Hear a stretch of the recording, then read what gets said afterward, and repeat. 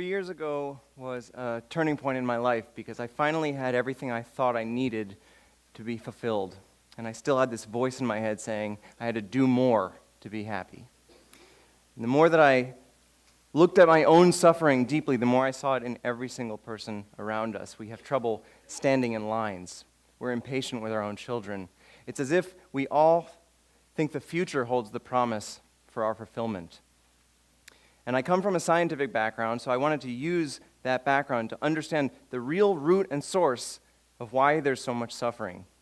And where it's led me has totally changed my views of the current scientific paradigm. But more importantly than that, it's changed my views on what it means to be a human being and to be alive. And so I want to share this theory with you, and it's way out there. So I ask you to have a critical but open mind for the next 14 minutes. Because you might not actually be what you think you are. So who am I? All right, I'm a human being and I'm 33 years old. But if you take a microscope and you look at any part of me, you see cells. And I'm a community of 50 trillion cells doing a magic dance. And you look at any one of those cells with an even closer microscope and you see 20 trillion atoms. And so I'm also a community of 1,000 trillion atoms. But when you look at those atoms really up close, they fade away and all you see is energy.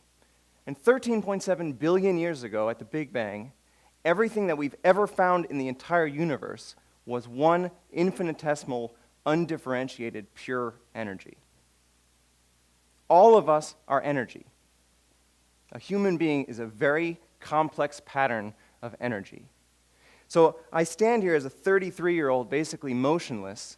But when you look up close at any single part of me, I'm moving the speed of light. And I'm the age of the universe. So the question for me is, I know this conceptually. Why don't we feel it? Why do we walk around and we're so sure that we're a human being all the time, and we never feel like we're energy because it sounds awesome? And I think the reason that we don't notice it is because we are so distracted by the human levels of our experience that we fail to notice what is always sitting beneath. And so I want to look at those distractions. Take 5 seconds and think about something that you're going to do tomorrow. So what you just did is something that, as far as we understand, no other organism in the entire universe can do. You just built an alternate reality inside your head. You just made a prediction about the future that has never happened in reality. All right, and this power for prediction, when you can compare alternate realities, allows you to plan for the future. And from agriculture to your retirement, this has changed the face of the planet. It's probably the most significant evolutionary step forward since walking upright.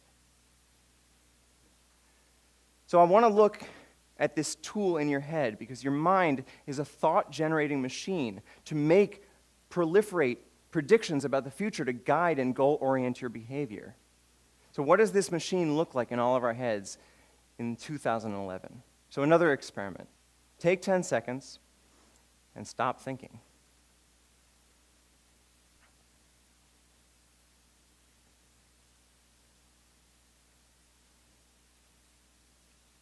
Okay, did anyone make it 10 seconds? Yeah, I make it about 2, and then I start strategizing about how I'm going to stop thinking. I think about that the whole time. All right, so what this means is you have such an evolutionarily advantageous tool that it's become completely compulsive. But you got to remember, no other organism does this at all. And the side effect of having the most evolutionarily advantageous tool in the entire universe sitting in your head is that you have no control over it. And when you have no control and you compulsively generate all these possible realities, you always compare them to where you are to try to goal-orient your behavior. And this creates an entirely new class of human suffering. Things like jealousy and regret about something that happened in the past and anxiety about your future. No other organism can feel. And so I want to understand if it's possible to totally eliminate those sources of suffering from humanity. This is just a brief list of all those possible sources of suffering. All right, in order to find out if it's possible to remove those sources, we have to take a kind of scientific, experimental, objective at ourselves. We have to take a look at all the layers of our own experience and try to be as objective as possible about them. This is amazingly difficult because we're so emotionally involved in our own lives. And as any of you know, if you go to a movie and you're emotionally involved, 2 minutes into it, you totally forget that you're at a movie.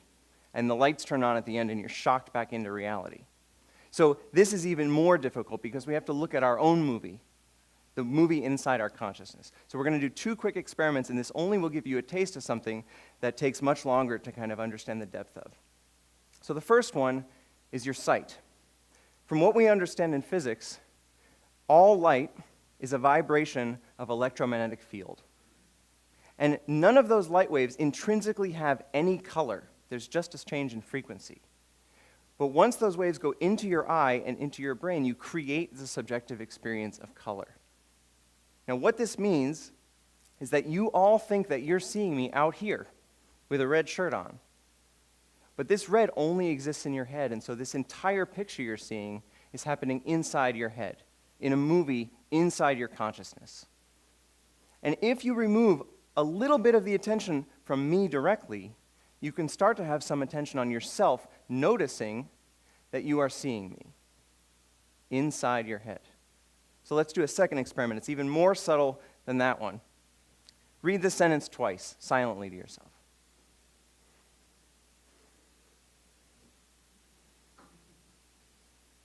Okay, so it's weird, right? But you can get this very weird, subtle perspective that you can look at your own thought process objectively. You're actually listening to the soundtrack of thoughts inside your head, in your movie of consciousness. So imagine that I do this process for thousands of hours, and I just try to look as objectively as possible at my thoughts and my emotions and my perceptions, and even the way that my brain has modeled space and of time. The more that I pull attention away from the thoughts and the perceptions, the more I seem to notice myself noticing these things inside my consciousness. And eventually, maybe I can pull all of the attention away from all of those layers of thoughts, perceptions, my body, my sensations. And there's nothing left to perceive. There's nothing left that I can consider myself because I've seen it all in front as not me. And yet the one thing that remains is this feeling of existence. I am remains. This feeling of I am. And what I find when I sit in that state is that what my identity is, whatever it is beyond perception. It cannot be perceived, but it is still experienced. And this I am is the root of our entire existence. I am is latent in every single aspect of our existence, but just like a fish might never notice the water that it swims in, we might never notice the I am because it's covered. I am is a completely empty experience. It's devoid of any content. And when I experience it directly on its own, there's the possibility for a realization. Maybe I'm not a human being that has consciousness. Maybe I'm consciousness that is shaped into a human being. And when I see this totally empty experience, there's no content, form, structure. There's not even a model of space and time that is generated in the mind. And we've seen those conditions before, 13.7 billion years ago, when the entire universe was an undifferentiated pure energy. And so just maybe there's the potential to realize directly, I am that energy. I always have been that energy, and I always will be that energy. Einstein said that thoughts suffer from an optical illusion of consciousness. This illusion that there's a separate person inside an environment, when in reality there's just energy in motion everywhere. And just like an ocean is water in motion, we can call a certain part of that ocean a wave, but it gives us the illusion that the wave is a separate entity in the ocean. But a wave is not in the ocean, a wave is the ocean. And similarly, we might not be waves. Maybe we're the ocean. Maybe all of us are energy, and we can realize that directly. Now, this experience could never be reduced to words, because it makes words. But it could be experienced, and I think it's such an important experience that people have been trying to name it for thousands of years, and they call it spiritual enlightenment. And I think the first human beings started realizing that they were fundamentally energy about 2,500 years ago. And all of them say the same thing. They say it is the complete ending of human suffering. Well, of course it's the end of human suffering. All suffering is based on the illusory separation that there's an individual in the environment, that there's a person that has to survive, that this specific collection of 1,000 trillion atoms has to hold itself together. But if I realize directly that I am energy, and I realize that the body and the mind are a temporary manifestation of that energy, then I can fully accept the death of the body and mind as something that does not happen to me, because I was always energy and I always will be. And if I experience that directly, this voice in my head that tells me I have to do certain things in order to be fulfilled loses all of its power. At this very moment, I never have to listen to that voice again, and so everything in life becomes a game for fun, a play. And we've all experienced that, but it's very hard to remember because we were so young, and maybe we were at the beach building a sandcastle, and the entire world faded away because we were only building it to build it, and we weren't trying to get somewhere else. We hadn't even learned how to plan. And so the only moment that mattered to us was right now. I think this experience is so important and powerful that every religious tradition at its core has been trying to convince us of its importance. And if it's true, if the true end of all human psychological suffering is actually possible, it is the most important thing science could be studying. When we look at monks and nuns who have meditated or prayed for thousands of hours, we see remarkable shifts on their brain scans. Trillions of neural connections have changed configuration. And along with this quantifiable, objective change in the operating system of the brain, they describe a feeling of undifferentiated, infinite oneness. To me, that sounds like they're having the direct experience of being energy.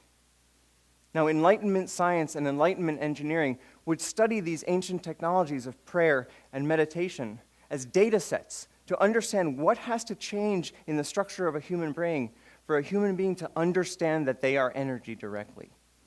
And we still have no idea how much modern technology could completely change our ability to understand that.